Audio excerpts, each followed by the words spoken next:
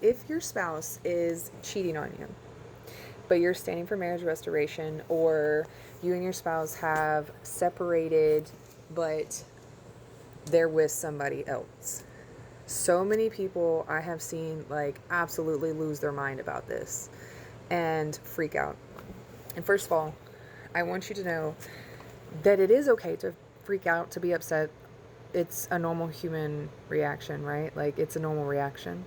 But, however, when you know that God has told you that this person is the one that you're going to be with, the one that, or that He is restoring the marriage, you have to take your perspective off of the situation. And stay with me for this, okay? You have to be quiet about it. So as much as you may want to go and tell, your best friend and your cousin and your auntie and your mama and all these other people what's going on, don't do it. Don't tell anybody. Don't talk down on your spouse. Don't talk down about your spouse. You're going to speak life over the situation, and you're not going to discuss what they're doing with anybody else, right? And you're going to go to your prayer closet and you're going to take this back to the Lord. Next thing, you're also going to pray for the other person. This is easier said than done. I understand this, but you are going to pray for the other person. You're going to lift them up and you're going to pray for them, right? But something you can pray, like they're trespassing on God's territory. You and your spouse's marriage, that is God's territory. That's His covenant between y'all. It's His, right? So you can pray for this person to be blessed or whatever, right?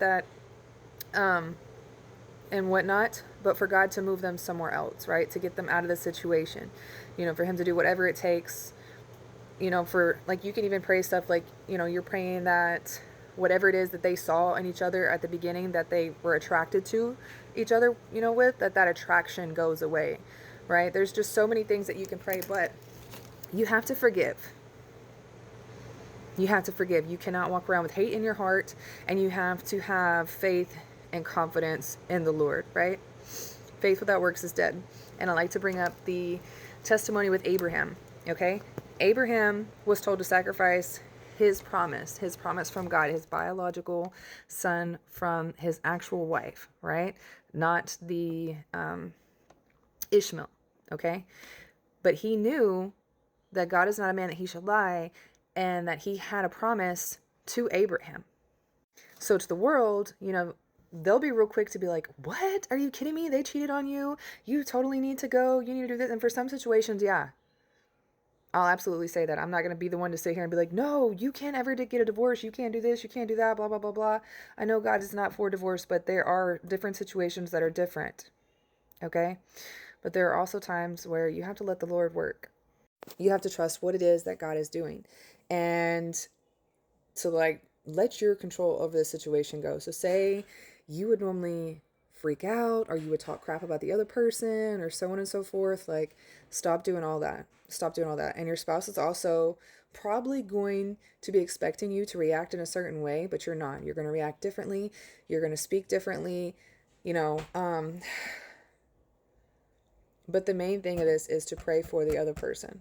If there's another person involved in your marriage, you pray for the other person. Okay? That's also going to